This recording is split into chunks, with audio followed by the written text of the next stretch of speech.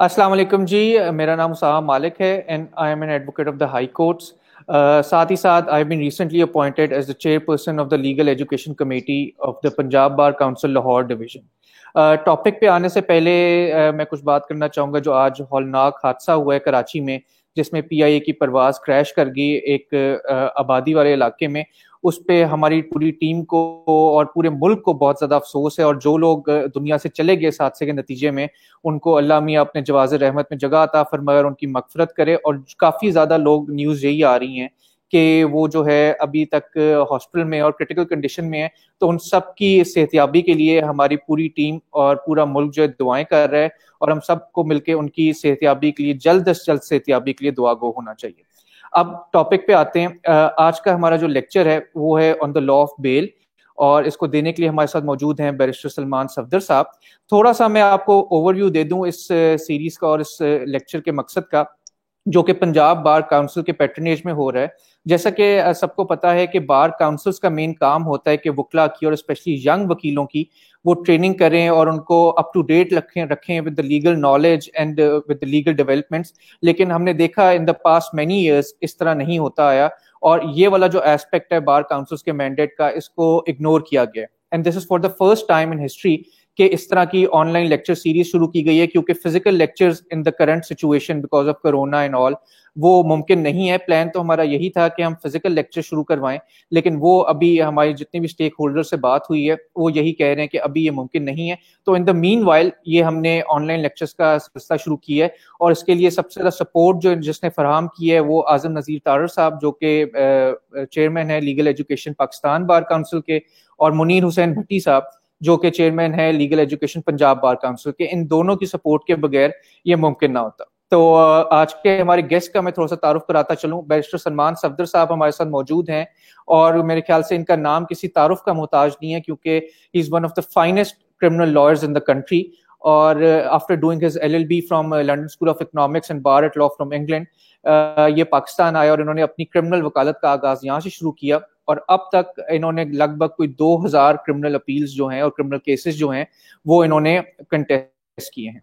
तो साथ ही साथ मैं ये बताया चलूं कि this is the second lecture, क्योंकि पिछला भी लेक्चर हमने किया था इसी टॉपिक पे, लेकिन क्योंकि कनेक्टिविटी इश्यूज और इंटरनेट इश्यूज की वजह से वॉइस में मसला आ रहा था, और काफी ज्यादा जो हमारे सुनने वाले हैं जो स्पेशली यंग लॉयर्स हैं वो सही तरह उस लेक्चर को फॉलो नहीं कर सके थे। तो इसी वजह से थैंक्स टू सलमान साहब की once again gave us the time कि हम दोबारा से इनसे बात कर सकें, और इस बार उम्मीद करते हैं कि कोई उस तरह का कनेक्टिविटी इश्यूज नहीं आएगा, और अगर आया भी तो we apologise for the inconvenience. जी सलमान साहब, ओवर टू यू। जी, बिस्मिल्लाह रहमान रहीम। Usama, thank you very much for having me again on your programme. सबसे पहले तो लाइक यू सेड, आज का दिन बड़ा ट्रेजिक इंडीड और very upsetting and disturbing what has happened soon after जुमा प्रेयर्स टुडे। आज जुमातुल विदा भी थी, और उसके बाद ये ट्रेजिक वाकया बड़ा पेनफुल, बड़ा दर्दनाक। और अभी तक जैसे कहते हैं ना, मेंटली तौर पे हम संभल नहीं सके। टेलीविजन पे न्यूज आ रही हैं, और ये भी नथिंग शॉर्ट ऑफ मिरेकल के प्लेन क्रैश के अंदर कुछ लोग जो हैं वो luckily they survived. So all the prayers for the surviving individuals. और जिनके ये नुकसान हुए हैं आज, वो तो अल्लाह ताला उनको सब्र दे, और जो लोग वफात पा गए हैं आमीन। उनके लिए उनके दर्जात जो है वो बुलंद किए जाएं। आपका बहुत शुक्रिया, टीम का, नूनदान का, सलमान मान साहब और उनकी टीम का बहुत शुक्रिया for covering this lecture. I do apologise and I also regret the inconvenience cause to the viewers on the last occasion. काफी लोग इसको ऑनलाइन व्यू कर रहे थे लेक्चर को, और साथ ही साथ में उनकी कंप्लेंट्स आना शुरू हो गई कि वो पिक्चर भी और साउंड क्वालिटी वो कोई बहुत जबरदस्त नहीं थी।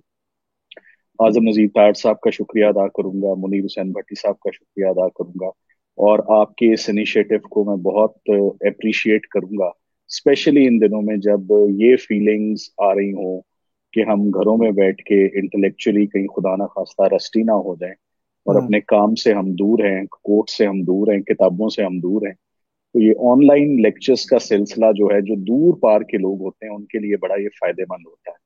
मैं स्पीकिंग फ्रॉम एक्सपीरियंस, मैं कोई बहुत रेगुलर ऑनलाइन लेक्चर्स तो नहीं करता मैं, मगर इससे पहले बैरिस्टर अहमद कयूम के साथ जो मुझे दो अपॉर्चुनिटीज मिली हैं, एक लॉ ऑफ एडवोकेसी के ऊपर लेक्चर हुआ और एक एफआईआर के ऊपर लेक्चर हुआ, वो आई मस्ट से मेरा नहीं ख्याल था कि उसकी इतना ज्यादा पूरे पाकिस्तान में देखा जाएगा। और लॉयर्स, स्पेशली यंग लॉयर्स, जिनको मैं डेब्यूटेंट्स कहूंगा, जिनके पास, जो लाहौर में नहीं होते, जो केपीके हैं फॉर इंस्टेंस, या सिंध में बैठे हुए और रिमोट एरियाज में बैठे हुए, जिनको मौका नहीं मिलता कि वो अच्छे वकला को या अच्छी ड्राफ्टिंग, अच्छी प्लीडिंग्स और कोर्ट्स को वो प्रॉपरली देख सकें, या उनको वो मेंटरशिप या उनको कोचिंग नहीं मिलती, तो उनके लिए ये लेक्चर्स इतने मुफीद साबित हो रहे हैं कि बयान से बाहर है। तो आई होप आज के लेक्चर में भी we are able to do some justice to the topic law of bail है। और आज के इस लेक्चर में मैंने सोचा ये है कि लॉ ऑफ बेल में कुछ टिप्स जो हैं वो दी जाएं, वो ड्राफ्टिंग ऑफ बेल एप्लीकेशन के हवाले से भी दी जाएं, और साथ साथ आर्ग्यूइंग बेल एप्लीकेशन के लिए भी कुछ जो है वो टिप्स दी जाएं to the viewers and to the young lawyers. मगर मैं before I start on the topic एक लास्ट चीज कहना चाहूंगा, and then I would like to take your question. ये मैं जरूर कहना चाहूंगा कि क्रिमिनल प्रैक्टिस, कहा तो यही जाता है कि criminal practice is not that vast as civil is, which is undeniably true.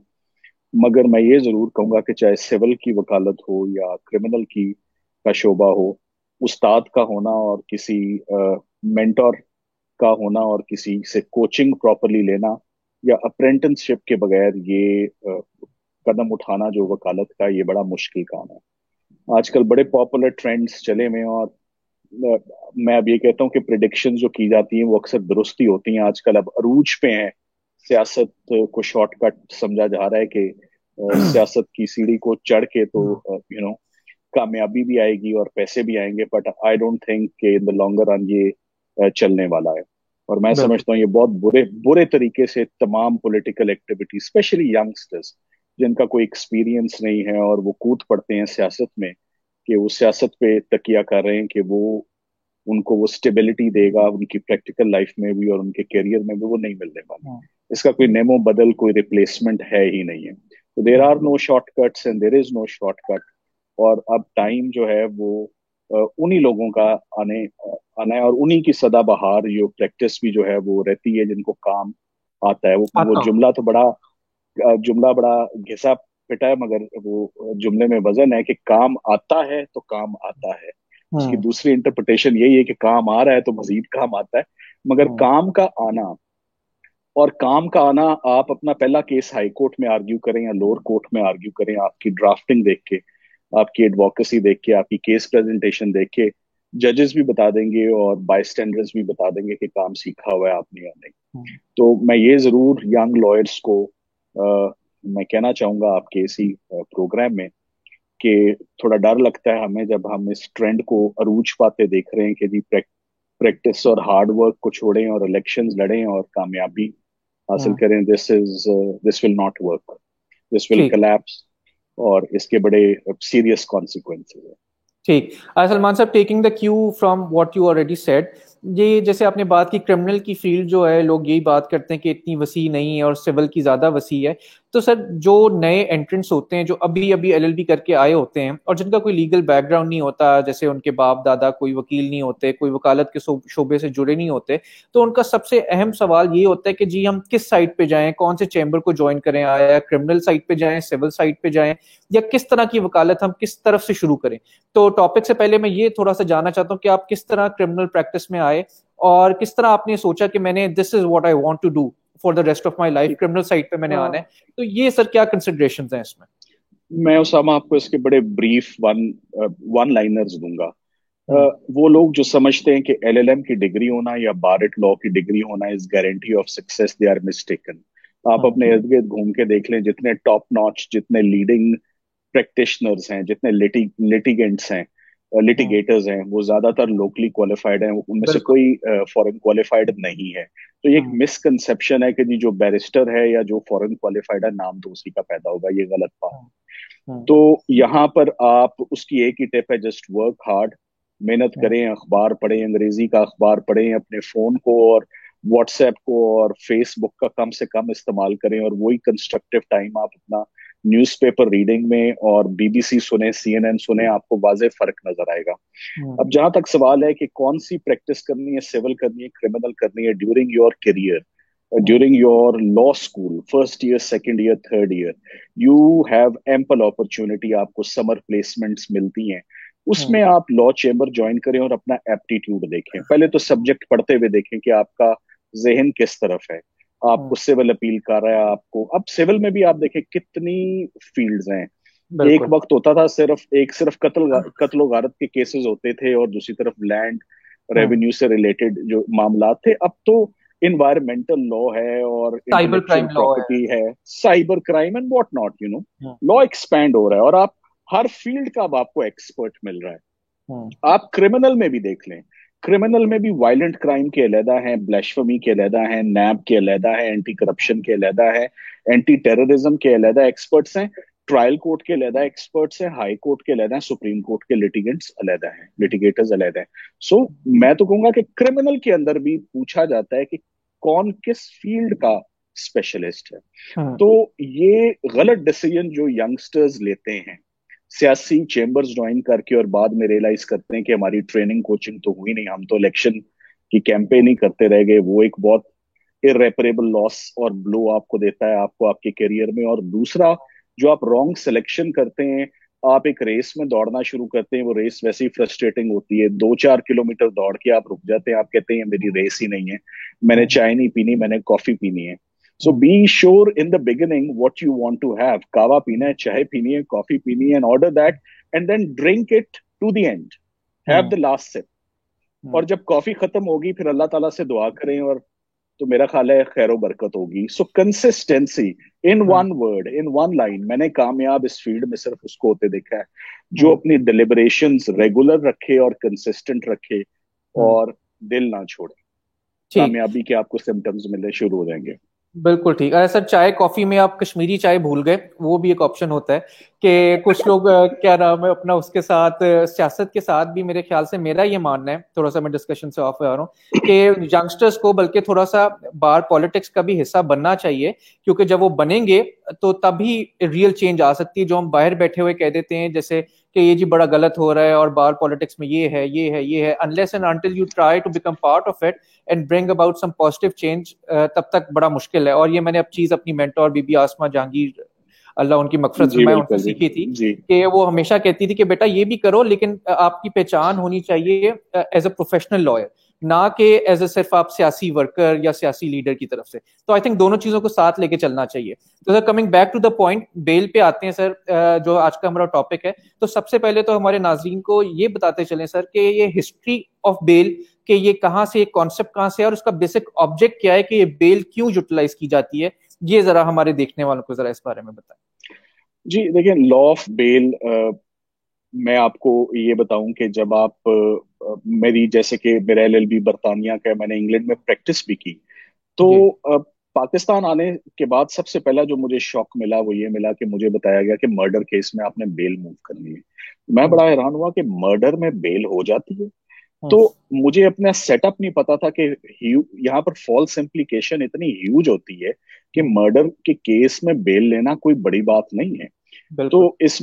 इसमें जो है ना, वो एज वेल्स इतने ज्यादा होते हैं कि रियल कल्प्रेट या एक्चुअल परपेट्रेटर तो एक आधा होता है, 5-7 या बिला वजह ही हम्म। फॉल्स इम्प्लीकेशन होती है, और क्रिमिनल जस्टिस सिस्टम उन सबको रिलीफ प्रोवाइड करता है। तो हम्म। सबसे पहले तो ये कि अगर आप हिस्ट्री पे चले जाएं या फिलोसफी पे चले जाएं बेल की, हम्म। हर क्रिमिनल जस्टिस सिस्टम दुनिया का वो कहता है कि whenever an individual is charged with an offence, तो हम्म। उसके लिए एक रिलीफ और रिस्पाइट है in the form of bail, कि वो बेल अपनी मूव करे। और ये बेल जो स्टेट है वो टेम्परेरी एक रिलीफ प्रोवाइड करती है टू द एप्लीकेंट और टू द पिटिशनर, और हम्म। उसकी कुछ शराइत तय होती हैं। वो टर्म्स एंड कंडीशंस होती हैं जिनको पूरी दुनिया में सिक्योरिटी और श्योरिटी, श्योरिटी आई बॉन्ड्स के नाम से जाना जाता है। So hmm. This is freeing of an individual because hmm. there is a presumption attached of innocence with every hmm. individual, और incarceration is viewed as punishment। ये लंबी इनकारसरेशन आपने कर दी, ट्रायल अभी शुरू नहीं हुआ, एक शख्स बिहाइंड द बार्स है, उस पर एक महज इल्जाम है, सो किस हद तक उसको रखा जा सकता है? तो पूरी वेस्ट में, आप यूके चले जाएं, यूएस चले जाएं, उन तमाम सिस्टम्स में उन्होंने इसको एक चेक लिस्ट अपनी बनाई होती है, और वो चेक लिस्ट को देखते हैं, और उस चेक लिस्ट पे सबसे उनका जो प्रायोरिटी लिस्ट पे सबसे ऊपर जो सवाल होता है वो ये होता है कि क्या ये शख्स एब्सकॉन्ड तो नहीं कर देगा, क्या ये शख्स डिसअपियर तो नहीं हो जाएगा, क्या ये शख्स अपने आप को कंसील तो नहीं करेगा। इसको हम ब्रॉडली स्पीकिंग हम इसको फ्लाइट रिस्क बोलते हैं, कि would this individual misuse the concession of bail and would he disappear and vanish from the scene. So अब आप यहाँ देख लें कि बहुत सारे ऐसे लोग हैं उसामा, मैं अब नाम नहीं लेता, मगर बहुत सारे ऐसे बिग विग सेलिब्रिटीज, पाकिस्तान की जानी मानी हस्तियां हैं जो इन्वॉल्व हैं केसेस में, और नैब के केसेस हैं फॉर इंस्टेंस, और उनका गायब होने का कोई खदशा नहीं है, मगर उनको बेल नहीं दी जाती, उनको फिर भी जेल में रखा जाता है। बाहर ये कॉन्सेप्ट है कि अगर तो जुर्म बहुत सीरियस और हेनस नहीं है, और अगर आपने बेल की फैसिलिटी या रिलीफ लेने के बाद प्रोसिक्यूशन एविडेंस से इंटरफियर नहीं करना, और विटनेसेस को हरास और इंटिमिडेट नहीं करना, और आपने एविडेंस के साथ टेम्पर नहीं करना, और आपके कोई चांसेस नहीं हैं of committing further offences. For instance एक एग्जांपल दे देता हूँ, एक एक खामद अपनी बीवी को मार देता है फॉर इंस्टेंस, उसको शुबा होता है कि उसकी बीवी के ताल्लुकात नाजायज ताल्लुकात हैं, और मियर सस्पिशन ऑनर किलिंग पे वो बीवी मार देता है। अब देखिए, जो जो साइकोलॉजिस्ट हैं या जो ज्यूरिस्ट हैं, जो क्रिमिनल लॉ को समझते हैं, वो कहेंगे कि इसको बेल दे दो, मगर एक लड़का जो 3 लाख रुपए रैंसम लेता है, वो किसी का वो सुपारी लेता है और कहता है कि मैं किसी को भी मार दूंगा, you give me an incentive, he is a threat to the society and to the community. So आप उस बंदे की बेल लेते हुए ज्यादा इंक्लाइंड होंगे जिसने अपनी बीवी को मारा है, बजाय उसके जो एक टेररिस्ट है, या जो 2-3 लाख रुपए के पीछे किसी का भी दुश्मन बन सकता है। सो every case has its own unique peculiar circumstances, और लॉ ऑफ बेल को अगर आप देखेंगे तो इसमें इतना डिस्क्रेशन है और इतना माइंड अप्लाई किया जाता है। और आज के लेक्चर में बात यही करनी है कि ऐसी रिलीफ और ऐसा केस जिसमें इतना माइंड अप्लाई करने की जरूरत होती है, क्विक माइंड अप्लाई करने की जरूरत होती है, वहां बिल्कुल माइंड अप्लाई नहीं किया जाता। ये आपने मुझसे सवाल पूछना है कि माइंड, या आपने क्यों कहा कि माइंड क्यों नहीं अप्लाई किया जाता, ना केस लिखते हुए, ना केस आर्ग्यू करते हुए, और लोअर कोर्ट्स पे ना जजेस सुनते हुए इतना माइंड अप्लाई करते हैं इसके ऊपर। So the answer to your question is कि ये फ्रीइंग ऑफ एन इंडिविजुअल है, subject to furnishing bail bond और सिक्योरिटी, डेजिग्नेटेड टाइम और प्लेस पे आपको शो अप करना है जब आपको कोर्ट बुलाएगी, एज एंड व्हेन आपने पेश होना है, और ये आपका फंडामेंटल राइट है। यू प्रिजम्पशन है आपके साथ, you are innocent until proven guilty. पूरी दुनिया का वही है, और वही कॉन्सेप्ट पाकिस्तान ने अपने लॉज में जो है वो इनकॉर्पोरेट किया और इम्पोर्ट किया। ठीक, सर पाकिस्तानी लॉज की अब बात हुई, तो जरा हमारे जो व्यूअर्स हैं उनको ये बताते चलें कि लॉ ऑफ बेल पाकिस्तान में इसकी प्रोविजंस जो हैं वो किस सेक्शन के तहत होती है और कौन से स्टैट्यूट के अंडर होती है, and different types of bail भी मैं चाहूंगा कि आप साथ साथ बता दें कि किस तरह की डिफरेंट बेल्स होती हैं जो कि क्लाइंट अपने वकील के थ्रू हासिल कर सकता है, और under which provisions of law वो हासिल कर सकता है। देखिए, पाकिस्तानी लॉ में तो कुछ ऐसी प्रोविजंस मौजूद हैं जो कि शायद बेल की ऐसी ग्रांट और ऐसी फैसिलिटी शायद किसी और जुरिस्डिक्शन में आपको ना मिले। फॉर इंस्टेंस, हमारे पास अगर 5-6 कैटेगरीज हैं जिनको मैं बताऊं, आप जमानत कबल अस गिरफ्तारी भी ले सकते हैं जिसको प्री अरेस्ट बेल कहते हैं, आप इनेबलिंग बेल भी ले सकते हैं, प्रोटेक्टिव बेल भी ले सकते हैं। अगर आपको खदशा है, अगर आप एक सूबे में और आपने दूसरे सूबे में जाना है तो आप वो भी ले सकते हैं। सो जो ब्रॉड डिस्टिंक्शन है हमारे पास, ब्रॉड डिस्टिंक्शन वो दो है, वो प्री अरेस्ट बेल है और वो पोस्ट अरेस्ट बेल है। प्री अरेस्ट बेल के प्रिंसिपल्स, गाइडलाइंस टोटली डिफरेंट है, पोस्ट अरेस्ट बेल की गाइडलाइंस टोटली डिफरेंट है। और आज मैं उसामा आपको ये बताता चलूं कि टुवर्ड्स द एंड वो कहते हैं ना कि व्यूअर्स के लिए, यंग लॉयर्स के लिए तोहफा क्या है देने के लिए आपके पास कोरोना के डेज में। So I do have a small present and a gift, और वो स्मॉल प्रेजेंट गिफ्ट ये है कि अगर कोई मुझसे पूछे कि आपकी अगर कोई चीज चुराने का दिल करता है तो वो क्या है, तो हम्म। मेरा ये on a very light note confession है कि मैं चाहता हूँ आसिफ सईद खान खोसा साहब, हमारे चीफ जस्टिस साहब की केस लॉ की डायरी मिल जाए, उसमें बड़ा हम्म। खजाना है। सही उसमें बात। हर चीज का जवाब होता है। खोसा साहब के हम्म। पास वो डायरी खुलती है और हम्म। उसमें से वो एक केस लॉ दिखा दिया जाता है। हम्म। तो मैंने जो अपनी एक नाकस एक मेरी एफर्ट है 20 सालों से, जो मैंने अपनी केस लॉ की डायरी बनाई, उसमें से मैंने चंद एक बड़ी जबरदस्त जजमेंट्स प्रोटेक्टिव बेल के हवाले से, प्री अरेस्ट के हवाले से, पोस्ट अरेस्ट के हवाले से, तारिक बशीर केस के प्रिंसिपल्स हैं, हम्म। प्री अरेस्ट की क्या कंसिडरेशंस हैं, उसके हम्म। बाद चालान सबमिट हो जाए तो क्या पोजीशन है, मेडिकल ग्राउंड्स पे क्या सिचुएशन। हम्म। सो एक पूरी वैरायटी है जो कि मैं आपको बाद में प्रोग्राम के एंड होने पर मैं आपसे शेयर करूंगा। और मैं चाहता हूं ठीक। कि आप वो केस लॉ प्लीज जरूर अपलोड करें फॉर योर हम्म। व्यूअर्स, ताकि वो उस बिल्कुल। केस लॉ को देखें और उससे मुस्तफीद हों। प्री ठीक। Arrest bail sir, pre arrest bail broad principle extraordinary relief है hmm. For extraordinary people in extraordinary circumstances. Hmm. अगर आपने प्रोटेक्टिव बेल लेनी है तो आप 498 में जाएंगे, रेड विद 561, हम्म। और आप ये प्रोटेक्टिव बेल आपको हाई कोर्ट भी देती है। आपको एक सूबे से दूसरे सूबे में जाने के लिए विद इन दी प्रोविंस जरा डिफिकल्ट हो जाती है। पंजाब से आपने केपीके जाना है, केपीके से आपने सिंध जाना है, तो जजेस इनकरेज करते हैं। बल्कि मैं एक ऐसी रिलीफ भी है जो कि पंजाब के लॉयर्स मुझसे पूछते हैं अक्सर, और मैं ये केस लॉ उनसे शेयर भी करता हूँ, अपने फैसले शेयर करता हूँ।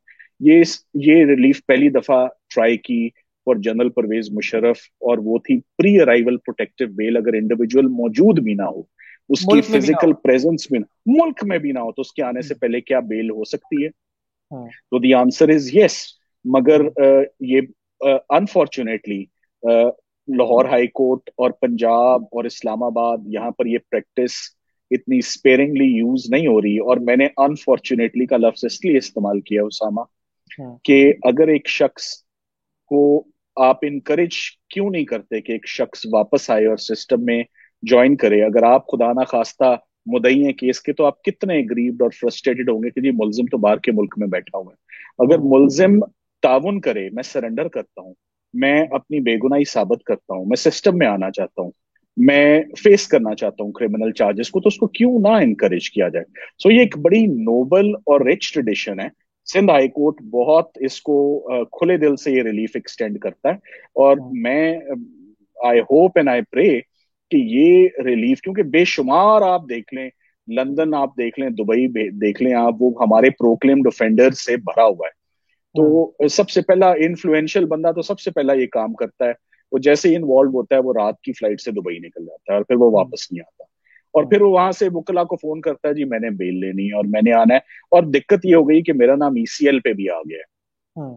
तो मैं तो एयरपोर्ट पे गिरफ्तार हो जाऊंगा। तो ये मुमकिन है कि एक शख्स मुल्क से बाहर बैठा हुआ है, तो आप हाई कोर्ट से ऑर्डर्स आप सीख करें, और आप उन ऑर्डर्स में अपना बोर्डिंग पास लगाएं, अपनी फ्लाइट की डिटेल्स लिखें।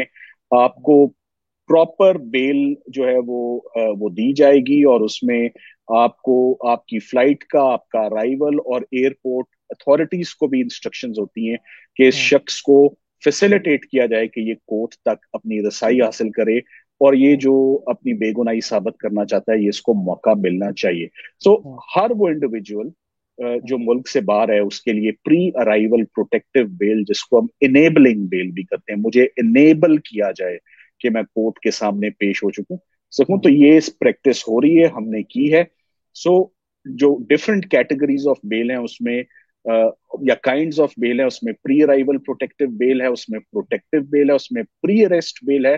प्री हम्म। अरेस्ट बेल में आपको अल्टीरियर मोटिव और मेला फीडे आपको साबित करनी होती है। 498 में आप ये बेल अप्लाई करते हैं, और इसके ड्राफ्टिंग के असूल हम्म। और इसके आर्ग्यू करने के असूल बिल्कुल डिफरेंट है। और अगर आपको एक दफा प्री अरेस्ट बेल आप अपनी मूव करें कोर्ट ऑफ सेशंस में या हाई कोर्ट, और आपको इंटरिम बेल अलाउ हो, तो उस हम्म। टाइम को और अपने क्लाइंट को स्ट्रांगली एडवाइस करें कि अब तुम तफ्तीश ज्वाइन करो और अपनी तफ्तीश में अपनी बेगुनाही साबित करो। और हम्म। बेगुनाही अगर साबित होगी तो आपको उससे बड़ा फायदा होगा, आप बेल को विड्रॉ कर सकते हैं, या हम्म। आपकी मेरिट्स के ऊपर भी बेल जो है वो आपको ग्रांट की जा सकती है, अगर आपकी फेवर में कुछ एविडेंस सामने आ जाता है। तो अभी ठीक। तक मैंने आपको प्री अरेस्ट तक की सारी स्टेजेस बता दी है, पोस्ट हम्म, अरेस्ट पर अभी बात मैंने हम्म, नहीं आपको बताई। जहां पर आप स्पेशल लॉज भी आपने देखने हैं। जी। आपके पास एंटी टेररिज्म के लॉज हैं, आपके पास दहशत गर्दी है, आपके पास अकाउंटेबिलिटी लॉज हैं। अकाउंटेबिलिटी लॉज की तो बेल की नीचे तो पावर्स ही नहीं है, 199 में आप डायरेक्ट कॉन्स्टिट्यूशनल बेल आप सीख बिल्कुल। करते हैं, मगर प्रिंसिपल्स वही हैं।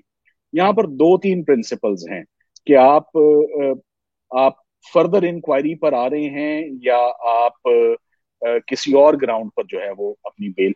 कोई आपके पास सवाल है तो आप सवाल पूछें, फिर मैं आगे अरे सर, गुफ्तगू को लेकर मैं चलता हूँ। पूछना ये चाह रहा था कि जैसे आपने बताया कि डिफरेंट कैटेगरीज भी हैं बेल की, स्पेशल लॉज के अंडर, और एफआईए का लॉ है, नैब का लॉ है, डिफरेंट लॉज हैं।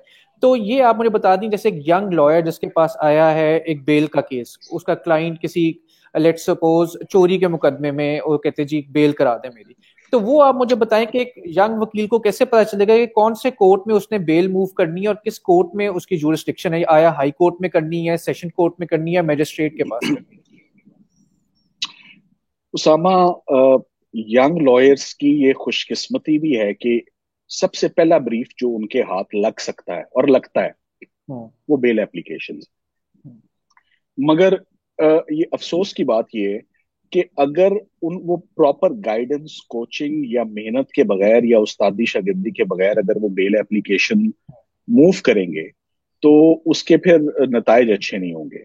हमारे बिल्कुल। पास ऐसे केसेस भी हैं जहां पर, अब आपको मालूम है, जिनको अब जिम्नियां बोलते हैं, केस हाँ, डायरीज बोलते हैं, हाँ, ऐसे इंस्टेंसेस भी मौजूद हैं कि बेल एप्लीकेशन में वकील साहब कहते हैं जी एनेक्स्चर ए मेरा जिमनी लगाइए, मैंने जिमनी पढ़ लें। तो वो हाँ। जज साहब कहते हैं आप ही के ऊपर पर्चा ना हो जाए कि आपने जिमनी कैसे जर्नी हासिल कैसे की है, लगाई है? लगाइए, हम्म, जिमनी कैसे लगाई। तो हम्म, बात यह है कि बेल एप्लीकेशन काबू करना किसी भी लॉयर के लिए ये बड़ा आसान काम है। और मैं ये कहूंगा कि सबसे पहले तो अगर तो आप उस पिटिशन को या उस एप्लीकेशन को हाथ तब डालें अगर आप समझते हैं कि आप तैयार हैं to do justice with the brief. Hmm, आपको कमांड भी है और आपको समझ भी है और आप इंसाफ भी करेंगे। हेस्ट में बेल एप्लीकेशन कभी भी मूव ना करें हम्म, आप। और मैंने देखा है हमारी बार में इतने सपोर्टिंग रोल है सीनियर्स का, और कोई कंजूसी नहीं करता, बड़े खुले दिल से हम्म, शेयरिंग ऑफ इंफॉर्मेशन होती है। आप किसी को रोक के पूछ लें जी मैं यहाँ फंसा हुआ हूँ, मुझे गाइड करें, मुझे रहनुमाई करें। बिल्कुल। सबसे पहली बात यह कि जो आपका मेजर एक्ट के अंदर जो एक शेड्यूल दिया हुआ है, स्केड्यूल दिया गया हुआ है, हम्म, उससे आपको अनॉमस गाइडेंस आपको वहां से मिल जाती है। उस हम्म, शेड्यूल में जुर्म लिखा हुआ है, जुर्म की नौयत लिखी हुई है, उसके इंग्रेडिएंट्स लिखे हुए हैं, उसकी पनिशमेंट लिखी हुई है, वो बेलेबल है या नॉन बेलेबल है।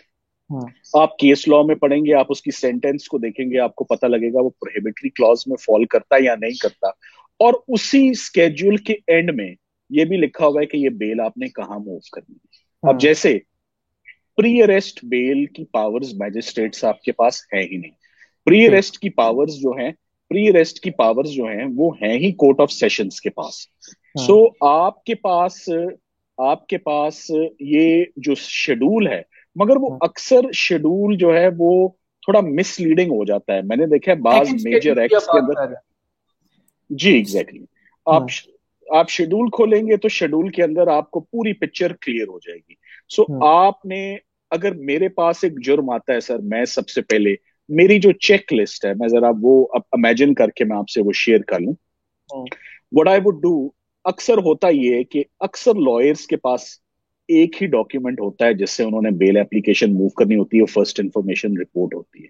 हम्म, सो फर्स्ट इंफॉर्मेशन रिपोर्ट का पोस्टमार्टम अच्छे से कर लेना is the first exercise which a lawyer must undertake. So हम्म, जब मैं एक फर्स्ट इंफॉर्मेशन रिपोर्ट को देखता हूं तो सबसे पहले तो आप अपना परफॉर्मा बना लें, और उस परफॉर्मे में आप इंपॉर्टेंट इंफॉर्मेशन डाल दें, और उस इंपॉर्टेंट इंफॉर्मेशन में of course case FIR number, your police station, date and time of occurrence, date and time of report, offence. Offence को 3 दफा पढ़ें, वो बेलेबल है, नॉन बेलेबल है, वो प्रोहिबिटरी क्लॉज में फॉल करता है, नॉन प्रोहिबिटरी में करता है, उसकी मैक्सिमम पनिशमेंट क्या है, उसके हम्म, इंग्रेडिएंट्स क्या हैं, कंप्लेनेंट कौन है, why has he implicated you, what is his role. आपने बेल एप्लीकेशन में अब ये ये मैंडेटरी है मिस्टर जस्टिस ख्वाजा मोहम्मद शरीफ साहब के दौर में ये हो गया था कि आपने मुदई के बगैर जो है ना वो मैच नहीं खेलना, आपने मुदई को बुला के ये मैच खेलना है। और आप ये भी उसामा देख लो कि मैच कितना टफ हो जाता है। पटिशनर पटिशनर का वकील तो एक होता है, उधर से जो आपकी मुखालफत होती है वो सरकारी वकील भी खड़े होते हैं, बिल्कुल। कंप्लेनेंट कंप्लेनेंट काउंसिल भी खड़े होते हैं, हम्म। और पुलिस वाला रिकॉर्ड लेकर भी खड़ा होता है, वो भी एक आधी नेगेटिव बात कर देते हैं, और जज साहब भी मुट्ठी बंद करके बैठे होते हैं कि रिलीफ नहीं देनी। तो हम्म। चार लोग जब ना करने बैठे हों और एक रिलीफ लेने आए तो फिर बड़ा अपहिल टास्क हो जाता है, बड़ी तैयारी से आना पड़ता है आपको और मेहनत बिल्कुल। से आना पड़ता है। तो 4 अगेंस्ट 1 का मैंने आपको ये रेशो बता दिया कि बेल हम्म। एप्लीकेशन। और आप उसामा मेरी बात से एग्री करेंगे, मैंने आज दिन तक जितनी वकालत देखी है, 80% क्रिमिनल केसेस अपना जोर बेल एप्लीकेशन पे छोड़ जाता है जोर। बिल्कुल सही बात। बे क्रिमिनल केस एग्रेसिवली परसू ही बेल एप्लीकेशन तक होता है, और उसके हम्म। बाद लोग समझते हैं, गलत समझते हम्म। हैं। 489F की मेरे पास 10 मिसालें मौजूद हैं। लोग दिल छोड़ गए, मुद्दई दिल छोड़ गए कि जी पटिशनर की तो बेल हो गई 3 महीने के बाद। आप सजा करवाएं, आप चलान पे फोकस करें, आप एविडेंस पे फोकस करें, आप एविडेंस शुरू करवाएं। 4 गवाहों का केस है। So only a limited and a small number of criminal offenses hmm. of the Pakistan Penal Code or of the special laws, they witness complete criminal trial. हम्म। बाकी criminal prosecution सारी bail application की हद तक आके collapse कर जाती। हम्म।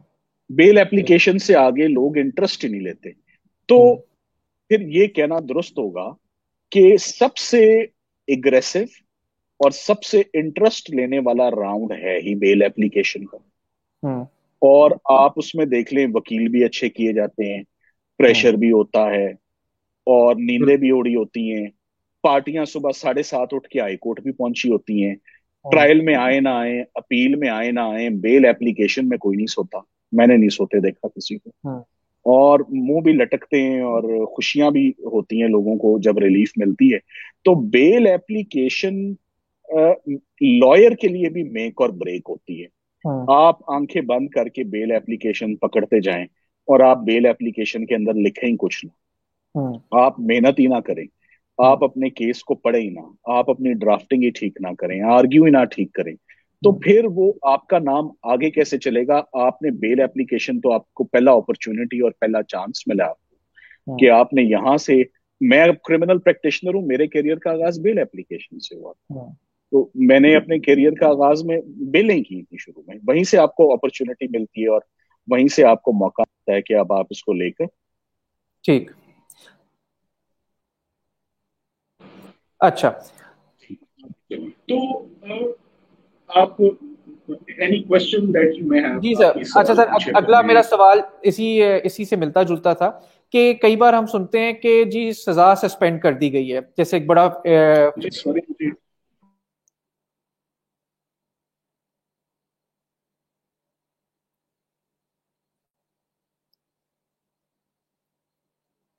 आई think you are on mute sir. Salman साहब अभी हमारे साथ ज्वाइन कर लेंगे। उन्होंने बड़ा ज़बरदस्त तरीके से डिफरेंट कैटेगरीज ऑफ बेल और किस किस कोर्ट में जाना होता है और किधर अप्लाई करनी होती है वो उन्होंने बताया। और ज़्यादातर लोगों को जो हमारे यंगस्टर्स हैं उनको ये नहीं पता होता कि जी कौन से कोर्ट में जाके अप्लाई करनी है आपने बेल। और तो ये second schedule of CRPC major act में आप जाएं, वहाँ पे सारी सजाएं सब कुछ दिया हुआ है। तो उधर से जाके आपको पता लग सकता है कि आया ये ऑफेंस बेलेबल है, नॉन बेलेबल है, या फिर किस कोर्ट में जाके आपने इसकी बेल एप्लीकेशन मूव करनी है। जी सलमान साहब, can you hear me now? I can hear you sir, sorry for the अच्छा इंटरप्शन। सर, मैं वो बात कर रहा था कि एक बड़ा ज्यादा हमने एक चीज का सुना है जिसे कहते हैं सस्पेंशन ऑफ सेंटेंस। ठीक। और ये सबसे ज्यादा लोगों ने, वकीलों को तो पता ही था, लेकिन आम आवाम ने इसके बारे में सुना था जब नवाज शरीफ के केस में और मरियम नवाज साहिबा के केस में इस्लामाबाद हाई कोर्ट ने उनकी सजा को मुअत्तल कर दिया था। तो सर ये बताएं कि ये सस्पेंशन ऑफ सेंटेंस और बेल, आया ये सिमिलर होते हैं या इनमें कोई फर्क होता है? समा, इसमें बहुत बड़ा फर्क है। हम्म। देखिए, एक एक एक रिलीफ और रिलीज है हम्म। बिफोर कन्विक्शन, हम्म। और एक रिलीफ और रिलीज है hmm. After conviction. Hmm. So presumption of innocence वाला प्रिंसिपल तो निकल गया बीच में से, हम्म। या फर्दर इंक्वायरी वाला प्रिंसिपल तो निकल गया बीच में से। हम्म। पर हमारे पास अब एक कॉन्सेप्ट है कि appeal is the continuation of trial.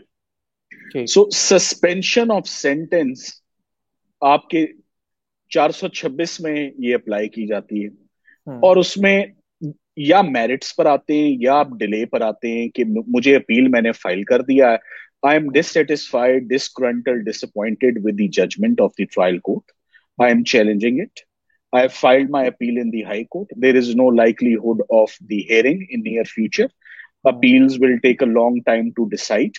So हम्म। आप मेरिट्स पर मेरी सजा को मुअत्तल करें। और उसामा, जैसे बेल एप्लीकेशन जी। 497 या 498 में आप अपनी नजर एफआईआर से नहीं हटाते, वो हम्म। बड़ा अहम डॉक्यूमेंट है। हम्म। तो जो 426 का जो केस होता है वो सिर्फ फैसले से आर्ग्यू किया जाता है। ठीक। उसमें the only only document which is under scrutiny hmm. And which is examined by the जजेस, बाय द हाई कोर्ट जजेस, बी इट अ सिंगल जज और अ डिविजनल बेंच, वो हाई कोर्ट ट्रायल कोर्ट के की फाइंडिंग्स को और हम्म। कंक्लूडिंग पैराग्राफ्स में आपको पढ़ के कहती है कि बताएं इसके अंदर डिफेक्ट क्या है, हम्म। बताएं किस एविडेंस को उन्होंने करेक्टली अप्रिशिएट नहीं किया। और हम्म। वहां पर भी आपको टेंटेटिव असेसमेंट होती है। सो बड़ा फर्क है प्री अरेस्ट, पोस्ट अरेस्ट और उस बेल में।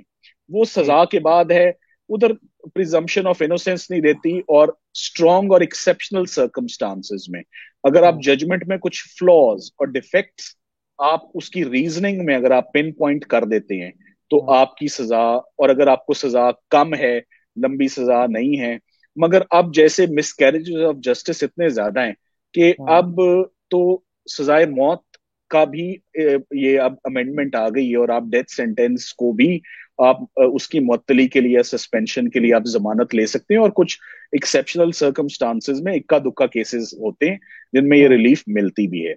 तो अच्छा। प्रिंसिपल से डिफरेंट है। और चूंकि हम्म। आपने कहा, मैं एक आपको केस लॉ भी दे दूंगा जिसपे हम्म। आपके व्यूअर्स बड़ा क्लियरली हम्म। जो 497, 498 और 426 की हम्म। पावर्स में क्या फर्क है, इस पर एक जजमेंट दे दूंगा, वो आप प्लीज अच्छा। ठीक। आपके व्यूअर्स वो जजमेंट देखें। ठीक है, जबरदस्त हो गया। अच्छा सर, एक बात जो मेरे जहन में आ रही थी on the back of my mind, वो ये है कि ये बेल पूरे प्रोसीजर में पुलिस इन्वेस्टिगेशन का कितना रोल होता है। और दूसरा ये साथ ही साथ कि अगर टॉर्चर का क्लेम किया हो, कि अगर टॉर्चर हो रहा हो, तो उसका कोई आपकी बेल एप्लीकेशन पे कोई इफेक्ट पड़ता है? क्या चांसेस आपके इंक्रीज हो जाते हैं बेल लेने में अगर आप टॉर्चर प्रूफ कर सकें? देखिए उसामा, टॉर्चर वाली बात पाकिस्तान में तो अनफॉर्चुनेटली ये अब टॉपिक किसी और तरफ चला जाएगा। और आपने मेरी दुखती रग पे हाथ रख दिया है कि हाँ कि तफ्तीशें सिर्फ जूते से या टॉर्चर से तो नहीं ना होती। हम्म। यहाँ पर अनफॉर्चुनेटली क्राइम को डिटेक्ट ही नहीं किया जाता, क्राइम को हम्म। इन्वेस्टिगेट ही नहीं किया जाता। और आईओज जो हैं वो लेथार्जिक भी हैं, इनएफिशिएंट भी हैं, करप्ट भी हैं, हम्म। और उनको बात सूझती भी नहीं है। देखिए, हम्म। तफ्तीश तो वो करे ना जिसको बात सूझे। हम्म। तो अगर आपका जहन ही सूझा हुआ हो तो आपको बात क्या सूझनी है। बिल्कुल तो सही बात है। यहाँ पर क्रिमिनल इन्वेस्टिगेशंस में इनके पास अनफॉर्चुनेटली एक वाहिद तरीका जो है वो टू एक्सट्रैक्ट और to discover evidence is through hmm. Torture, unfortunately. बिल्कुल। हम्म। मगर जजेस, मैंने ये देखा है कि टॉर्चर वाली बात हम्म। सुन जरूर लेते हैं, इधर से सुनते हैं उधर से निकाल देते हैं, वो हम्म। उस पर कोई ज्यादा कान धरे नहीं जाते। और अनटिल एंड अनलेस आपकी जो ब्रूजेस हैं या जो असॉल्ट है वो बहुत ही नोटिसेबल हो जाए और उस पर कोई मेडिकल बोर्ड भी बैठ जाए, तो तब हम्म। तक मैं समझता हूं कि नहीं, हम्म। बहुत कम ऐसे केसेस होंगे जहां पर पुलिस टॉर्चर ने हमारी कोई मदद की हो हमें बेल लेने में। अब फैक्टर्स क्या हैं, हम्म। मैं अब आपका लेक्चर थोड़ा सा डिफरेंट तरफ लेकर जाता हूँ।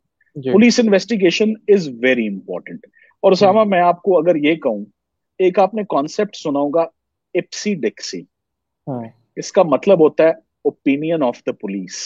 हम्म। अब जजेस क्या करते हैं, जजेस पुलिस की तफ्तीश को सुनते हैं, अपना एक्सपीरियंसेस उस पर अप्लाई करते हैं. They smell it, they smell the investigation. If they smell a rat, they discard it. If they don't smell a rat, they accept it.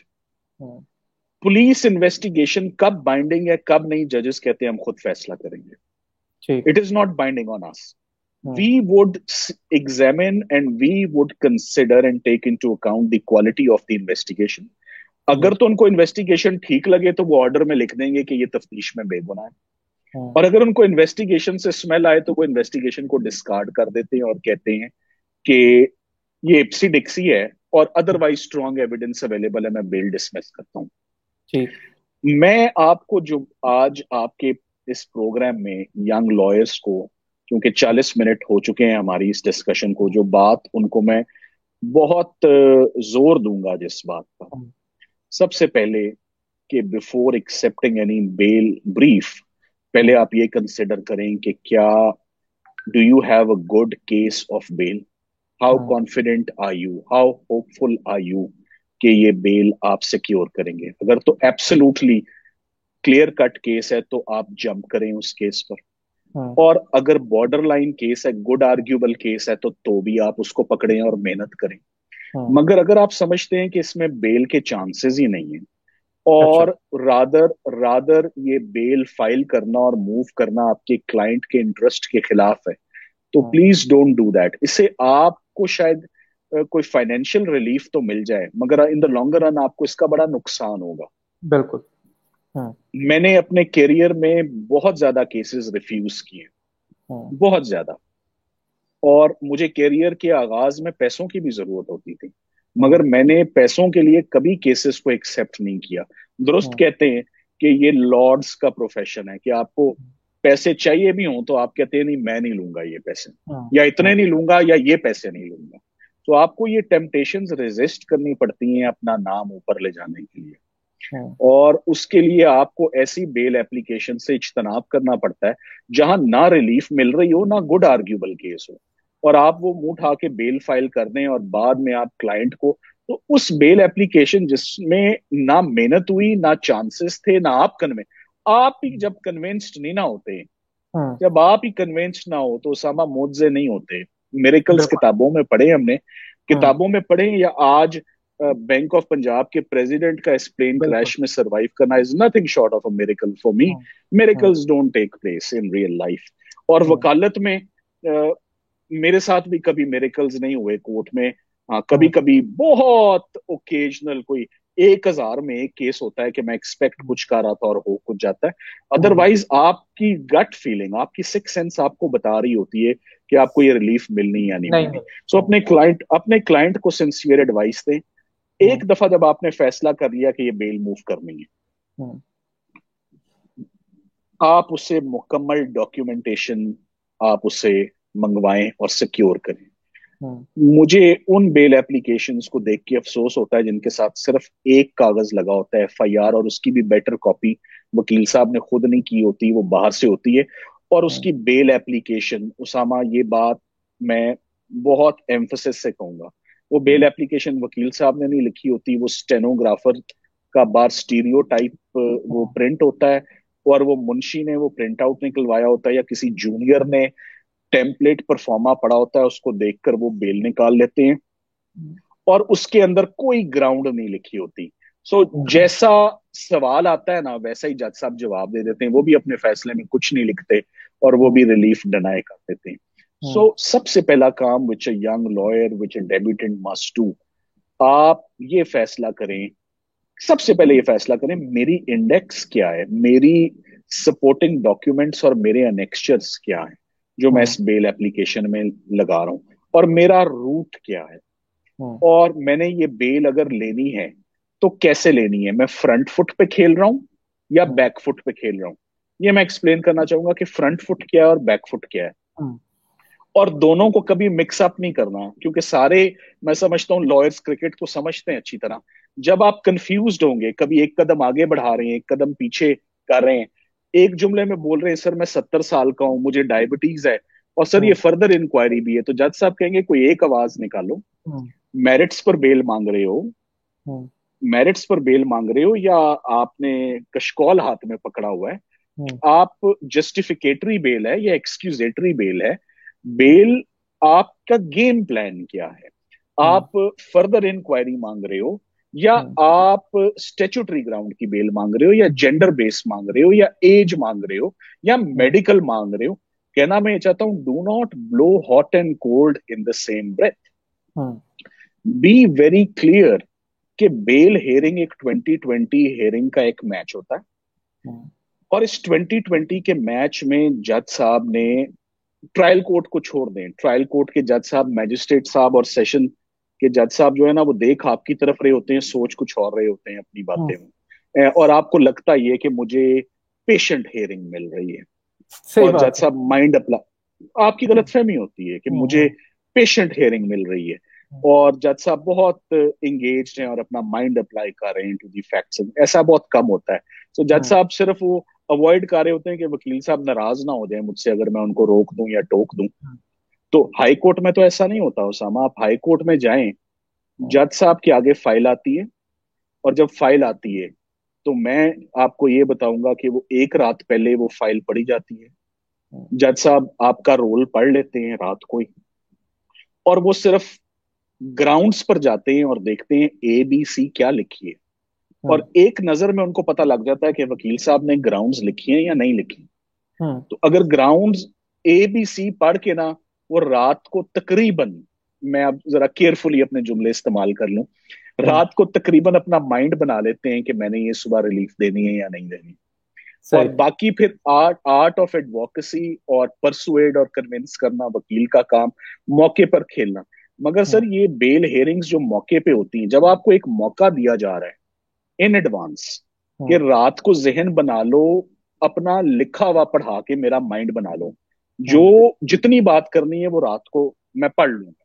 जब आप वो अपॉर्चुनिटी लेते ही नहीं हो और आप अपना इंडेक्स ही नहीं लगाते, आप अपने डॉक्यूमेंट्स ही नहीं लगाते, आप अपनी ग्राउंड्स की वजूहात ही नहीं बनाते और सुबह भी आपको नहीं सूझती मौके पर जब आप मैच में उतरते हैं, वो जज साहब नहीं सुनना चाह रहे या आपको एक दो मिनट मिलते हैं। सो बेल हेयरिंग्स जो है वो बड़ा क्विक राउंड होता है, बड़ा रैपिड फायर राउंड होता है। वो ऐसी पेशेंट हेयरिंग नहीं होती जैसी आप मुझे दे रहे हैं कि सलमान साहब बोलते जाए मैं सुनता रहूंगा। वो पेन पकड़ा होता है, जी बताएं आपका ये ऑफेंस है, ये रोल है, एफआईआर पढ़ लिए, व्हाट आर योर ग्राउंड्स। और उसामा ग्राउंड्स या तीन होती हैं या पांच होती हैं, इससे ऊपर तो होती ही नहीं है ग्राउंड्स। वो तीन जुमले होते हैं या पांच होते हैं, जो मेक और ब्रेक होती है, जो कन्विंस करना है या माइंड बनाना है वो आप कर लेते हैं। और आपको ये दो बातें मेरे जहन में अभी आई हैं आपके व्यूअर्स के लिए। पूरी दुनिया में बेल एप्लीकेशन कहीं पर भी, आप अमेरिका चले जाएं, कनाडा चले जाएं, Australia, UK, written bail petitions कहीं नहीं होती।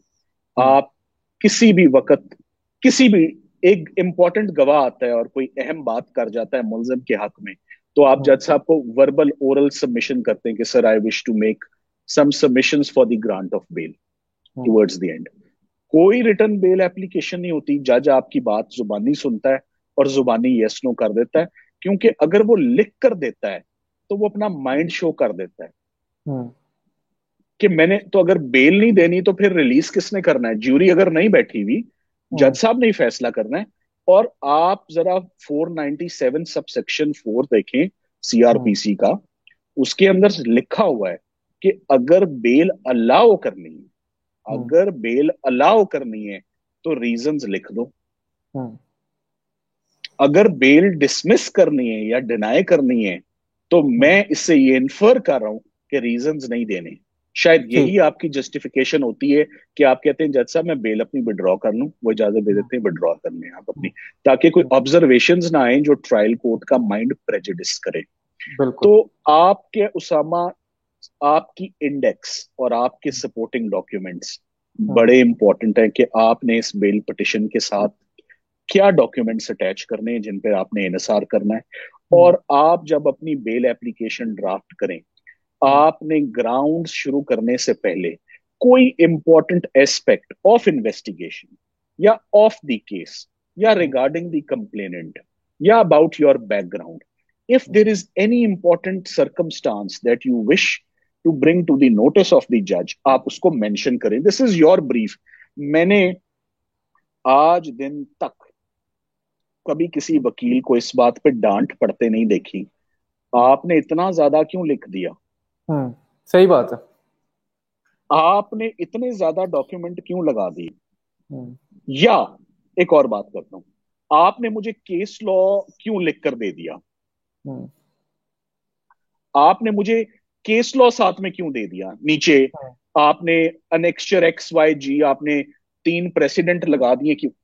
जजेस को अब सबसे बड़ा, आप अगर जजेस से इंटरैक्ट उसामा बहुत रेगुलरली करते हैं, आप उन्हें पूछें कि सर किस हम्म, बात पे नाराज हैं, तो कहेंगे हम्म, वकला अब असिस्टेंस नहीं दे रहे. बिल्कुल सही बात है, सब कुछ जजेस को खुद करना पड़ रहा है, हम्म, लॉयर्स असिस्टेंस नहीं दे रहे. सो हम्म, आप एक ऐसी जंग लड़ने जा रहे हो जो कि 2020 की जंग है. 4-5 बंदे आपके खिलाफ हैं, लिख कर आप कुछ देते नहीं हो, बेल हम्म, एप्लीकेशन में आपने लिखना कुछ नहीं है, मेहनत होनी नहीं है, आर्ग्यू मौके पे जितना चांस, जितनी अपॉर्चुनिटी मिल जाए, केस लॉ भी नहीं ले जाना. और इसी से आपको आपकी अगली क्यों मिलती है कि आपने कुछ सवाल पूछना है तो पूछे, केस लॉ की तरफ देखना ही नहीं. सर केस लॉ से बड़ा बल्कि केस लॉ देना मेरी नज़र में, जैसे पहले भी हमारी बात हुई थी इन द लास्ट लेक्चर, कि फिर वकला हजरात और स्पेशली यंग लॉयर्स कहते हैं कि जी हमारी जजमेंट की रिपोर्ट नहीं होती. तो वो रिपोर्ट इसलिए नहीं होती क्योंकि आपने वो कोर्ट को कोई असिस्टेंस प्रोवाइड नहीं की होती और आपने साथ केस लॉ प्रॉपर नहीं दिया होता. तो आई थिंक इस पे आप कुछ कमेंट करना चाहेंगे, अगर आप केस लॉ दें तो जजेस आर वेरी इंक्लाइंड कि वो ज्यादा से ज्यादा जजमेंट्स आपकी रिपोर्ट करें. वकालत में कोई मेरा एक उस्ताद नहीं है, हम्म, मुझे जिसकी जो अच्छी चीज मिलती है मैं उठा लेता हूँ. हम्म, और मैं प्रैक्टिस को एक सूट नहीं समझता, मैं उसको एक कॉम्बिनेशन समझता हूँ. हम्म, ट्राउजर कोई है, शर्ट कोई है, कोट कोई और रुमाल कोई है, you just have to look good. मेरा हम्म, कहने का मकसद ये है उसामा कि आपको लतीफ खोसा साहब की अच्छी कोई बात लगती है, आप वो अपना लें. आजम हम्म, तारड़ साहब की अच्छी बात लगती है, वो अपना लें. आपको जायद बुखारी साहब की अच्छी बात लगती है, आप वो अपना लें. ख्वाजा हारिस साहब की अच्छी बात लगती है, वो अपना लें. सो हम्म, आप जब आप कोर्ट्स में बैठे होते हो तो यही कुछ है जो आपके सामने है. हम्म, ठीक है, आपको जहां से जो मैंने एक दफा केस आर्ग्यू करते सुना बाबर अवान साहब को. मैं जी, अपना केस पढ़ा था, इतने हम्म, यूनिक और वर्सटाइल तरीके से उन्होंने केस आर्ग्यू किया, मैंने कहा ऐसे तो मैंने कभी सुना ही नहीं. सो हम्म, ही इमीडिएटली हैड माय अटेंशन कि, और मैंने उनका वो स्टाइल अपनाया, और जहां मुझे वो मौका मिलता है उसको मैं यूज कर लेता हूँ. तो हम्म, बात ये है समा कि आप जब केस लॉ की तरफ आप जब देखते हैं, तो हम्म, आपको पहली बात तो ये कि जब आप उस जुर्म का केस लॉ ढूंढ रहे होते हैं, आधा काम तो आपका पाकिस्तान लॉ साइट ने आसान कर दिया. आपने बिल्कुल, कुछ चीजें डालनी है और आपको केस लॉ मिल जाएगा. जब केस लॉ मिल जाता है तो आपने सेम ऑफेंस और सिमिलर सिमिलर सर्कमस्टांसेस ढूंढने हैं हम्म, जिसको आप कहते, और वो आपको मिलते हैं. और जब हम्म, आपको मिलते हैं तो आप कहते हैं कि यहां पर, और ये मेरे साथ होता है कि हम्म, एक दो आपको एडिशनल ग्राउंड्स मिल जाती हैं कि ये तो मैंने ली नहीं, ये भी बनती हैं. हम्म, सो आप अपनी ड्राफ्टिंग में उन एडिशनल ग्राउंड्स का भी जिक्र करते हैं. हम्म, मैंने आपको ये बात क्यों कही कि कॉम्बिनेशन पेन है, मुझे याद आ गई, मैं हाई कोर्ट जा रहा था, पुरानी बात है, हम्म, जस्टिस जवाद हसन साहब मिल गए. हम अच्छा, आजकल बड़ी जबरदस्त जजमेंट्स वो पास कर रहे हैं, बिल्कुल. बड़ी अब मेहनत कर. माशाल्लाह one of the most learning जजेस यहाँ पे Lahore high most court. Learning जज, और वो लॉ को डेवलप कर रहे हैं. आई विश हम्म, कि वो क्रिमिनल साइड भी सुनते होते तो हम्म, हमारा भी बहुत फायदा होता. तो वो जवाद साहब ने कहा, मुझे अपनी फाइल तो दिखाओ, जस्ट हम्म, लाइक दैट. हम्म, मैंने फाइल निकाली तो वो फाइल इतनी ऑर्गेनाइज्ड और इतनी इंप्रेसिव नहीं थी. उनका केस लॉ, मैं कहा सर हम्म, लेकर गया हूँ केस लॉ, 3-4 दिखाए. उनका फिर तुम गिला करते हो कि केस लॉ रिपोर्ट नहीं होता तुम्हारा, तुम्हारे फैसले नहीं आते. हम्म, अब मेरी बात सुन लो कि तुमने क्या करना है. हम्म, अंग्रेजी का मुहावरा है कि you just want to have your cake and eat it. ठीक है. हम्म, So judges also, they have so much work hmm, and we should give them assistance.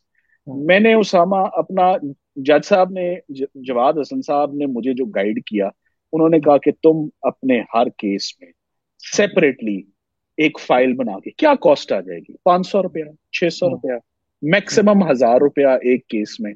उसको आप वो पैसे खर्चें, दो दो फाइलें बनाएं, टैग करें अपने केस लॉ की, और जज ए और जज बी को आप दें और हाईलाइट करके दो, उनका काम आसान करो, मैं देखता हूं तुम्हारे फैसले कैसे नहीं रिपोर्ट होते। ये मैं पिछले दिनों चेक कर रहा था, मेरी अब 40 जजमेंट्स आ गई हैं, जो 40 जजमेंट्स रिपोर्ट है, सुप्रीम कोर्ट भी शुरू हो गई। और उसका उसकी असल वजह सिर्फ ये है कि मैं ड्राफ्टिंग में भी उनका कुछ जिक्र करता हूं, मगर ड्राफ्टिंग से ज्यादा कोर्ट के अंदर उस प्रेसिडेंट को, बिकॉज देखें, sometimes it has persuasive value and sometimes it has absolutely binding effect on the courts. So आप अब जब कोर्ट में जाएं, केस लॉ को निग्लेक्ट और इग्नोर ना करें, उसको बजाय खुले आपने रखा हुआ है, आप उसकी छोटी या मोटी आप बाइंड करा के टैग करके आप कहें जज साहब, आप draw your gracious attention to page 19 to paragraph this. Head notes ना पढ़ें, मिसलीडिंग होते हैं, वो जजेस डांटते भी हैं इस बात पे, हेड नोट से ना पढ़ा करें। तो आप देखें कि आपको जिस दिन से आपने थोड़ा सा 1000 रुपए का बजट रख लिया, क्लाइंट से चाहे आप 5000 10,000 फाइलिंग लेते रहे, मुझे उस पर कोई इतराज नहीं है, वो लेने चाहिए, मगर 1000 रुपया फाइल के ऊपर भी अगर लगा दें तो उससे बड़े जबरदस्त उसका आपका फायदा बहुत ज्यादा होगा। प्लीज ठीक। कोई सवाल पूछे आप। अच्छा सर, एक मतलब काफी टाइम हो गया और आपका भी हमने काफी टाइम ले लिया, बल्कि 2-2 दिन हमने आपका टाइम लिया, एक दिन नहीं लिया।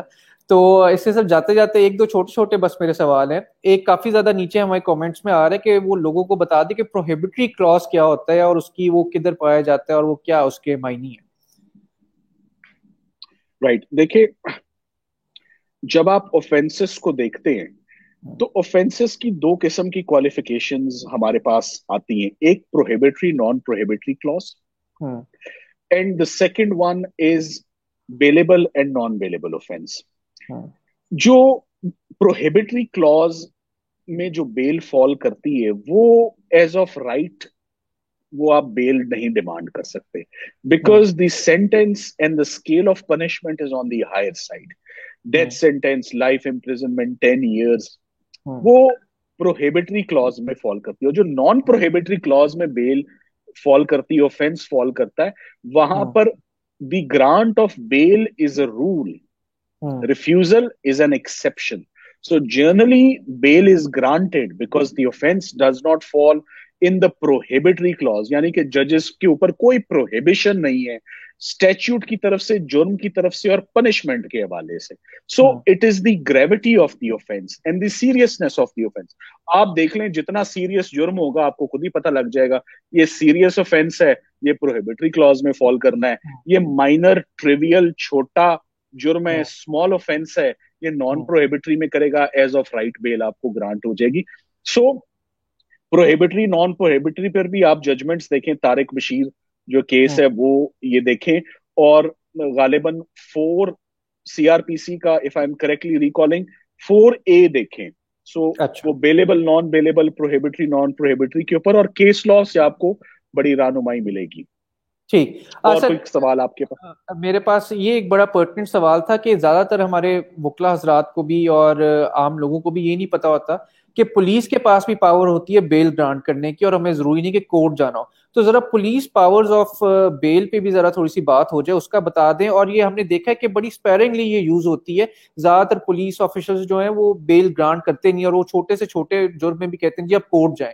और इससे ना सिर्फ कोर्ट्स का वर्कलोड ज्यादा होता है, स्पेशली सेशंस और मजिस्ट्रेट का, और वो भी ज्यादा होता है, और दूसरा जो एक्यूज होता है उसे भी अननेसेसरी ख्वारी होती है। तो इस पे आप पुलिस पावर्स पे बता दें कि पुलिस की क्या पावर्स होती हैं बेल ग्रांट करने की, और किन किन ऑफेंसेस में वो ग्रांट कर सकती है। पाकिस्तान में फॉल्स इम्प्लीकेशन इज ह्यूज। एक FIR में सबसे बड़ा तो जो यहाँ का प्रॉब्लम है ना, जिसको दुरुस्त होने की जरूरत है, वो FIR का निजाम है कि मुदई जो कह दे वो हरफे आखिर ट्रीट किया जाता है। और आप ये देख लें कि कंप्लेनेंट की एलिगेशंस पे, this is very unfortunate Usama, complainant की एलिगेशंस पे थाने की रेडिंग टीम और डाला निकल जाता है गिरफ्तारी लेने लोगों की, और वो गिरफ्तार करके ले आता है। This is so very wrong. और इस पर 2 जजमेंट्स आज आप अपनी वेबसाइट पर अपलोड करेंगे, जिसमें लेटेस्ट जजमेंट दोबारा मिस्टर जस्टिस आसिफ सईद खान खोसा साहब ने सुगरा बीबी में दी, जो ठीक। वो 2 FIR का जो रूल्स आया उसमें कि ये 2 FIR नहीं हो सकती, एक ही वकूए की। उन्होंने हम्म, कहा ये जो इन इनवर्टेड कॉमा जो स्ट्रेट अवे अरेस्ट्स हैं, hmm, without applying mind, hmm, without taking into account what is the allegation, police निकलती है और जाके गिरफ्तार कर लाती है और लोगों की पगड़ियां उछालती है, ये प्रैक्टिस बंद करें। Hmm, so straight away practice, straight away arrest को बहुत कंडेम किया गया और डिस्करेज किया गया कि सिर्फ मुदई के या कंप्लेनेंट की बेयर और वॉल्ड एलिगेशन पे आप लोगों को डिस्ग्रेस और ह्यूमिलिएट और एम्बेरस ना करें। Every arrest brings with it huge embarrassment and Shem. तो हम्म, वो उस पे बड़ी क्लियर कट जो है वो बात आई। और उसके बाद अब रहा सवाल, पुलिस अपना ये इख्तियार कहां तक इस्तेमाल करती है। आपने अक्सर क्रिमिनल केसेस में देखा होगा कि पुलिस ने जी गिरफ्तारी उल्तवा में रख दी। हम्म, ये भी बात, ये प्रैक्टिस को कुछ लोग तो अप्रूव करते हैं, ज्यादातर इसको रिजेंट करते हैं कि ये this is not good practice, कि बेल को आप कि गिरफ्तारी उल्तवा में ना रखें। एन इंडिविजुअल अगर उल्तवा में भी रखनी है तो प्रॉपर जो मैकेनिज्म है वो यही है कि इंडिविजुअल अपनी प्री अरेस्ट बेल लेकर आए, शामिल तफ्तीश हो, और उसके हम्म, बाद जो एक प्रॉपर स्टेटमेंट होती है कोर्ट में जाके वो दे दी जाती है, या मुलजिम अपनी बेल विड्रॉ कर लेता है और पुलिस अपनी ऑब्जर्वेशन देती है कि हमें इसकी बेल मतलूब नहीं है। तो ठीक। ये प्रैक्टिस सर बहुत ही छोटे और मामूली जराइम में, हम्म, मेरे करियर में तो ऐसा नहीं होता हम्म, कि किसी को जाके आप थाने से ले आए। ये तो हम्म, कोई पतंग पकड़ा जाए, या हम्म, कोई पिक पॉकेटिंग का कोई बहुत ही मामूली सा कोई जुर्म हो, हम्म, या कोई स्पेशल कानून का कोई हो, तो उनके पास जिसमें वो देख लेते हैं कि जी ये इसने फॉर इंस्टेंस ये बाहर स्ट्रीट हॉकर था और कोई गलत चीज बेच रहा था, तो इस हम्म, तरह के केसेस में वो रिलीज हो जाती है। जो प्रैक्टिस मैं और आप करते हैं हमारे करियर में वो चीज नहीं आती। किसी भी सीरियस ऑफेंस के लिए मैंने पुलिस बेल या उनको ये डिस्क्रेशन राइटली और रॉन्गली एक्सरसाइज करते हुए नहीं देखा सर। ठीक। सर, जाते जाते जरा एक दो सवाल और भी आ रहे हैं मुझे मैसेजेस पे भी, कि प्री अरेस्ट बेल और एड इंटरिम बेल में क्या फर्क होता है, वो जरा हमारे व्यूअर्स के लिए बता दें कि दोनों में are they different. There is lot of difference. Hmm, ad interim bail is the bail जो आपको फर्स्ट डे ग्रांट होती है, और वो ग्रांट होती है to facilitate you and hmm, to inform the complainant that there would be a hearing. Hmm, और intervening time period में आपको प्रोटेक्शन है, you will not be arrested hmm, provided you join the investigation and provided you submit the bail bond. So ठीक। Interim bell को मैं आसान जुबान में कह देता हूँ, वो कच्ची बेल है सर, वो नोटिस है। वो हम्म, नोटिस है, वो नोटिस है पुलिस को, वो नोटिस ठीक। है कंप्लेनेंट को, और अपॉर्चुनिटी है आपको कि जाएं जाके तफ्तीश ज्वाइन कर लें और इस दौरान अपनी बेगुनाही साबित कर लें, आपको कोई अरेस्ट नहीं करेगा। हम्म, इस इस स्टेज को आप एड इंटरिम बेल कहते हैं। ठीक। और जो सेकंड स्टेज है वो कंफर्मेशन की स्टेज होती है, जहां हम्म, पर तमाम पार्टीज आती हैं और हम्म, प्री अरेस्ट आर्ग्यू होती है, और प्री अरेस्ट के प्रिंसिपल्स, अल्टीरियर मोटिव, मेला हम्म, फिडे इंटेंशन, हम्म, या फर्दर इंक्वायरी। फर्दर इंक्वायरी पर भी आज एक केस लॉ देंगे कि ऊपर नीचे जजमेंट्स आ रही हैं कि हर केस में फर्दर इंक्वायरी होती है। हम्म, तो कौन सी फर्दर इंक्वायरी है which gets you the desired result and the desired relief, वो हम्म, फर्दर इंक्वायरी, उस पर भी जजमेंट्स आज दूंगा, आप जरूर उसको देखिएगा। ठीक है। सर, जाते जाते एक आखिरी सवाल, कि वो जिस्मानी रिमांड और हमने देखा जुडिशियल रिमांड, इन दोनों में क्या फर्क है? ये बड़ा हम खबरों में सुनते रहते हैं, जिस्मानी रिमांड मंजूर हो गया, जुडिशियल कर दिया। आपने कुछ 40 मिनट पहले एक सवाल पूछा था कि सर ये हम्म, टॉर्चर क्या होता है, तो हम्म। इसका डायरेक्ट ताल्लुक जो है ना वो टॉर्चर से इसीलिए सर मैं जाते देखिए, जाते मैं कहा दोबारा पूछ लिया जाए ना। देखें, प्री अरेस्ट बेल की एक बहुत बड़ी हम ग्राउंड लेते हैं और बाज जजेस को वो बहुत लग जेन पे वो अपील भी कर जाती है। हम्म, आप ये कहते हो कि सर इसे बरामद क्या करना है, hmm, what what useful purpose would the arrest serve, what is to be recovered from the individual. So hmm, हर वो केस जहां पर पुलिस को आपका आपकी बॉडी, आपका जिस्म रिक्वायर्ड है for investigation, for your cooperation, for your speaking, for your discovery, for your disclosure, or for leading to incriminating evidence, जो कि एडमिसिबल है आर्टिकल 40 ऑफ द कानून शहादत के अंदर। Anything which you lead to, वो दैट बिकम्स एडमिसिबल। सो आपका confession admissible नहीं है आर्टिकल 38 में, वो सेल्फ इंक्रिमिनेशन आ जाती है, वो कवर्ड है। सो आपका जो जिस्मानी रिमांड उस वक्त तक होता है जो पुलिस लेती है, आपके जिस्म को अपने पास थाने में रखती है कि हमें तफ्तीश के लिए इसकी जरूरत है, and we need his cooperation. अब वो कॉपरेशन टॉर्चर में किस वक्त बदलती है, वो I leave it to you, कि उसके ऊपर फिर किसी दिन बात कर लेंगे। और जब बात करने की जरूरत है, पूरा हमें घंटा एक और चाहिए उस पर बात करने के लिए। और उसको सर बड़ा बाकायदगी से मैजिस्ट्रेट साहब, who is the overall incharge of every criminal case, he monitors and supervises it. वो बताते हैं, वो रिव्यू करते हैं, 2 दिन का और देता हूं टाइम, 3 दिन का और टाइम देता हूं।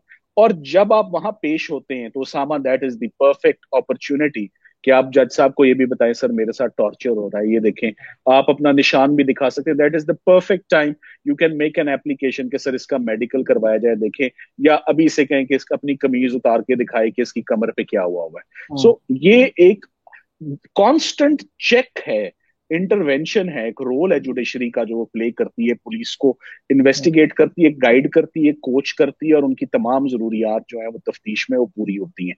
सो judicial remand is when the individual's body person is no more required, he is sent to jail. अच्छा सर, ये एक सवाल आया है हमारे सामने जो कि कह रहे हैं Saad Awan, he is sent to jail. Sir यहाँ पे एक सवाल आया है, जाते जाते मैं ये आपसे पूछ लूं। साद अवान साहब है, वो ये पूछ रहे हैं कि हेलो सलमान साहब, कैन यू हियर मी? अच्छा, सलमान साहब से अभी हमारा राब्ता जो है दोबारा से बहाल हो जाएगा। अभी तक जो उन्होंने सवालात के जवाबात दिए हैं वो बेसिकली उन्होंने फिजिकल और जुडिशियल रिमांड में फ़र्क बताया है कि what's the difference between the two, और साथ ही साथ उन्होंने ये भी बताया कि किस तरह आसान तरीकों में, उन्होंने आसान अल्फाज में बताया कि अपनी जजमेंट रिपोर्ट कराने का क्या तरीका है और ये क्या कुलिया है कि आपकी ज़्यादा से ज़्यादा जजमेंट्स जो हैं वो रिपोर्टेड जजमेंट्स बने, क्योंकि इन द लॉन्गर रन आपके करियर को ये चीज़ बहुत फ़ायदा देगी। सर जाते जाते, can you hear me now Salman साहब? जाते जाते सर आखिरी सवाल ये, हमें एक साद अवान साहब एडवोकेट हैं, उन्होंने हमसे पूछा है, वो पूछ रहे हैं कि जब एटीए में रेमेडी अवेलेबल है अगर एंटी टेररिज्म एक्ट में 1977 में फॉर बेल, तो हम क्यों डायरेक्टली फाइल करते हैं रिट जुरिस्डिक्शन में आर्टिकल 199 में, क्यों बेल मूव करते हैं in the presence of alternate remedy? देखिए, ऑल्टरनेट रेमेडी की बात, पहली बात तो ये कि जहां तक मुझे याद पड़ता है, when you look at the anti terrorism laws, 21D is the relevant section. ये इनेबलिंग है और ये आपने 497 के साथ हर सूरत लगानी है, और ये आप जब तक नहीं लगाएंगे आपको बेल ग्रांट्स नहीं होगी। सो जहां पर बेल स्टैट्यूट में प्रोवाइडेड ही नहीं है, जैसे नैब में नहीं है और नैब की कोर्ट के पास भी पावर्स नहीं है, तो आप डायरेक्टली 199 कॉन्स्टिट्यूशनल, जब कोई रेमेडी ना हो तो आप लिखते हैं ना एंड में, no other alternate efficacious remedy available to the petitioner, तो वो नैब के केसेस परफेक्ट एग्जांपल हैं। अब दहशतगर्दी में तो 21D, I am correctly recalling it, that is the provision. So आप उसको 497 के साथ मिला के आप बेल मूव करेंगे, आप 199 को उस वक्त करेंगे जब आपके पास ऑल्टरनेट रेमेडी या स्टैट्यूट में कोई आपके पास लीगल रेमेडी या प्रोविजन मौजूद ना हो।